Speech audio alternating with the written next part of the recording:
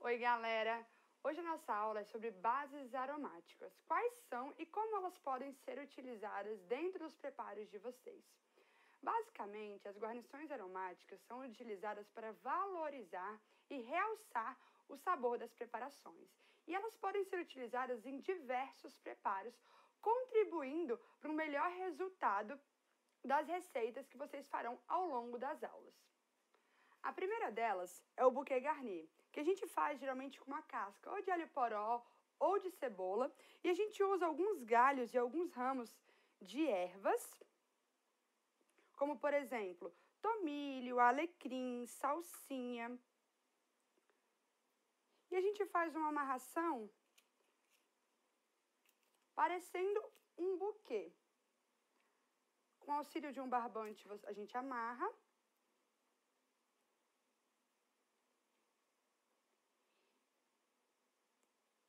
E isso vai ser colocado dentro do seu preparo. A segunda é o sachê d'épices, que funciona mais ou menos como um sachê aromático, que assim como o bouquet garni, nós vamos colocar algumas ervas, tá ok? Mas como ele é um sachê, aqui eu vou usar uma touquinha, tá? Pra gente poder colocar todas essas ervas dentro. E como ele é um sachê, a gente pode colocar também, por exemplo, alho, pimentas e outros temperos para realçar e valorizar o sabor da preparação. Eu vou preparar um aqui para vocês verem. Tomilho, salsa, alecrim, louro, alguns dentinhos de cravo e pimenta preta. Eu coloco tudo aqui dentro, amarro também com um barbante. E quando eu estiver fazendo o meu preparo, eu coloco esse sachêzinho ao longo do cozimento.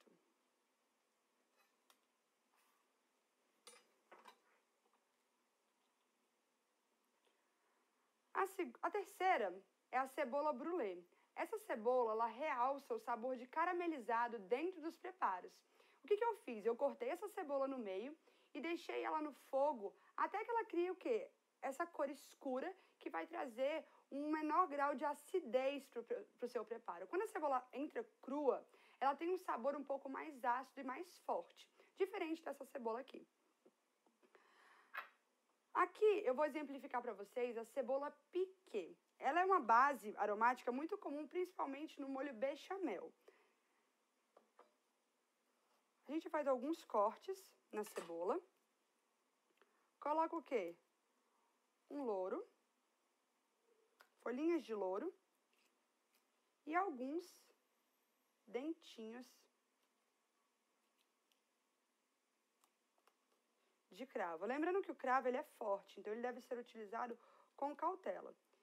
E você vai colocar essa cebola aqui para aromatizar um leite, um caldo, uma água, tá ok? Que você pode utilizar para fazer uma sopa, para fazer um arroz ou até mesmo um molho bechamel, como eu expliquei anteriormente. Aqui, eu já tenho aqui preparado uma mistura que a gente chama de mirepoix.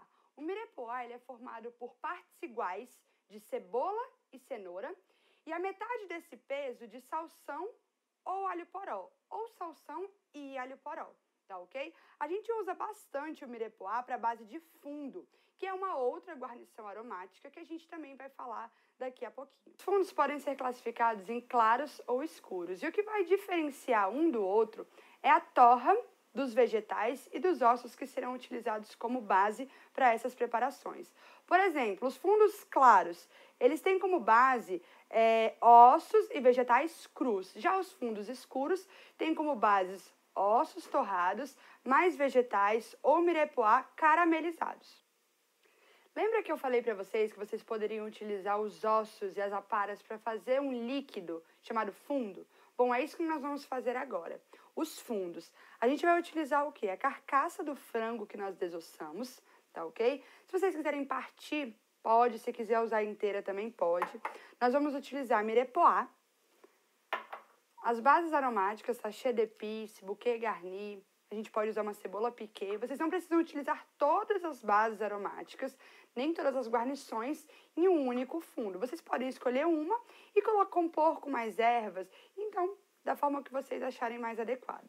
Então aqui nós vamos colocar mirepoix, a nossa carcaça, as guarnições aromáticas, cobrir com água gelada. Por que água gelada? Porque dessa forma a gente vai conseguir extrair o máximo de nutrientes e sabor, tá ok? De todos esses vegetais e de todos esses ossos. Porque a ideia é a gente ter sabor no caldo e não nos elementos que nós temos aqui. Porque é esse caldo que depois nós vamos coar e utilizar em outras preparações.